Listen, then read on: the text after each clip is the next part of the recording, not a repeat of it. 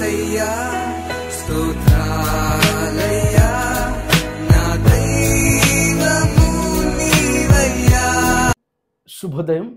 క్రీస్తు నందు ప్రియమైన దేవుని బిడ్డలారా, మన రక్షకుడైన యేసుక్రీస్తు వారి యొక్క పరిశుద్ధ నామములో మీ అందరికీ ఉదయకాల శుభాలు తెలియజేయుచున్నాను. 6th నవంబర్లో ఈ ఉదయకాల సమయంలో దేవుని యొక్క చల్లని మెల్లని స్వరమైనటువంటి కృపను దేవుడు మనందరికీ దయచేయటను బట్టి మరి మనందరం కూడా దేవునికి ఎంతగానో కృతజ్ఞతలు చెల్లించాల్సిన వారుగా ఉన్నాం. ఈ దిన మన టీఎల్సీ దినాహారంలో దేవుని యొక్క వాక్యంతో పాటుగా చివరిలో ఒక క్వశ్చన్ను అడగటం జరుగుతుంది. మరి రైట్ ఆన్సర్ని మన టీఎల్సీ యూట్యూబ్ ఛానల్ కామెంట్ బాక్స్లో పోస్ట్ చేయండి. మరి పోస్ట్ చేయిస్తున్న విధానాన్ని బట్టి కూడా నేను ఎంతగానో మరి దేవునికి వందనాలు తెలియజేస్తూ మీ యొక్క ఆసక్తిని బట్టి మిమ్మల్ని ఎంతగా హృదయపూర్వకంగా అభినందిస్తున్నాను. ఎహెజ్కేలు గ్రంథం 3వ అధ్యాయము 3వ వచనాన్ని చదువుకుందాం. నరపుతుడా, నేనిచ్చుచున్న ఈ గ్రంథమును ఆహారముగా తీసుకొని దానితో నీ కడుపు నింపుకొనమని నాతో సెలవీయగా నేను దాన్ని భక్షించి తిని అది నా నోటికి తేనెవలే మధురముగా ఉండెను. దేవుని బిడ్డలారా, ఈ ఉదయకాల సమయంలో ఈ భాగంలో 2 తలంపుల ద్వారా దేవుడు మనతో మాట్లాడుతూ ఉన్నారు. మొదటి తలంపు ఏంటంటే దేవుని యొక్క వాక్యం, ఆ వాక్యంకున్నటువంటి విశిష్టతను ఇక్కడ మనం గ్రహించాలి.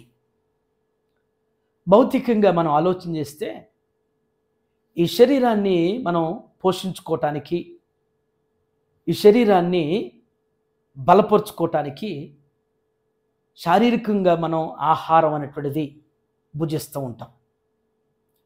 మన నోరు చాలా రుచులు కోరుతూ ఉంటుంది. మన నాలుక అది కావాలి, ఇది కావాలి, ఇది బాగుంది, అది బాగుంది, అది బాగాలేదు, ఇది బాగాలేదు, ఇలా ఉండాలి, అలా ఉండాలని చెప్పేసి మన నోరు ఎప్పుడు కూడా రుచులు కోరుతూ, మన నాలుక కోరుతూ ఉంటుంది. అదేవిధంగా కోరినట్లుగానే ఈ నాలుకను, ఈ నోటిని రుచింపజేయటానికి ఎంత ప్రతి దినం కూడా ఎంత తహతహలాడుతూ ఉంటాం, ఎంతో ప్రయాసపడుతుంటాం. ఆ రుచికరమైనటువంటిది నోటికి అందించడానికి ఎంతో శ్రమ వెచ్చిస్తాం, ఎంతో డబ్బులు వెచ్చిస్తాం, ఎంతో ప్రయాసపడి ఎంతో దూరమైన వెళ్ళి కావలసినటువంటి ఆహారాన్ని తెచ్చుకుంటూ ఉంటాం. ఇది భౌతికంగా. దేవుడి ఉదయకాల సమయంలో ఆధ్యాత్మికతను గురించి మాట్లాడుతున్నాడు. ఆధ్యాత్మికమైనటువంటి వాక్యమైనటువంటి ఆహారాన్ని బట్టి మాట్లాడుతున్నాడు. ఆత్మీయ జీవితానికి మనకు ఆహారం దేవుని యొక్క వాక్యం. ఈ వాక్యాన్ని అనుదినం కూడా మనం భుజిస్తూ ఉండాలి. ఎప్పుడో ఆదివారాలు లేకపోతే శుక్రవారాలు మన జ్ఞాపకం వచ్చినప్పుడు, ఎప్పుడో ఏదో ఒక మరి సమయం వచ్చినప్పుడు వాక్యం కాదు. కీర్తనాకారుడు అన్నట్లుగానే అనుదినము దేవుని యొక్క వాక్యాన్ని ధ్యానించాలి అంటారు. సమయం దొరికినప్పుడల్లా నిత్యం కూడా ప్రతి దినంలో ఎన్ని చాప్టర్స్ మనం చదవగలిగితే అన్ని చాప్టర్స్ దేవుని యొక్క వాక్య అధ్యాయాన్ని మనం నిత్యం కూడా మరి చదవటం అనేటువంటిది ఆత్మీయ జీవితానికి అది ఎంతగానో ఆహారంగా బలపరచబడుతుంది. 2వ తలంపు, అది నా నోటికి తేనెవలే మధురముగా ఉండెను అంటాడు. తేనె ఎంత మాధుర్యత ఉంటుందో, మరి కల్తీ తేనెకి స్వచ్ఛమైనటువంటి తేనెకి వ్యత్యాసం చూస్తాం. కల్తీ తేనెతో మనం సంతృప్తి పడం. కల్తీ తేనె ఏదో బాగుంది కదా, రుచిగా ఉంది కదా, పర్లేదులే అని చెప్పేసి కాంప్రమైజ్ కావు. ఒరిజినల్ హనీ అనేటువంటిది ఎక్కడ దొరుకుతుందో ఎంత డబ్బులైనా కానీ పెట్టి తెచ్చుకుంటాం. భక్తుడు అంటాడు, నీ వాక్యం అది తేనె కంటే గోధుమ మధురమైంది అంటాడు. అది రుచికరమైనటువంటిది. అది కేవలం ఆ రుచి అనేటువంటిది ఎవరికి తెలుస్తుందంటే విశ్వాసికి మాత్రమే.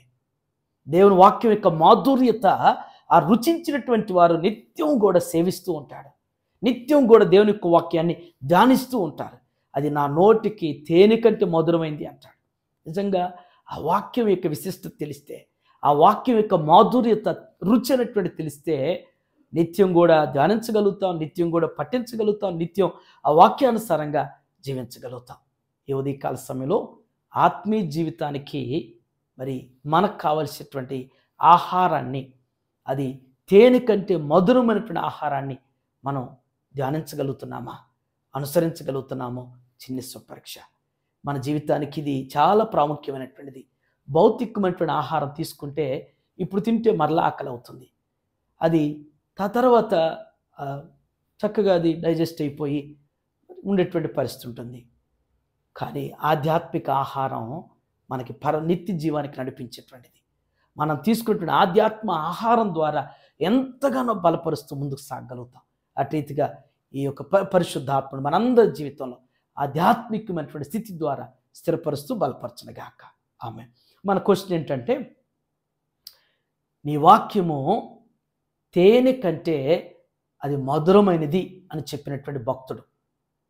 ఓల్డ్ టెస్టిమెంట్లో నీ వాక్యము తేనె కంటే నా నోటికి మధురమైంది అని చెప్పినటువంటి భక్తుడు ఎవరో, ఆ భక్తుని పేరును మీరు కామెంట్ బాక్స్లో పోస్ట్ చేయాల్సి మనం చేస్తున్నాం. ప్రార్థన చేసుకుందాం. దయగల మా తండ్రి, కృపగల నేను మీకు వందనాలు ప్రభువా. భౌతికమైనటువంటి ఆహారం కొరకు నిరంతర ఆశ అన్వేషించినటువంటిది మాలో ఉంటుంది.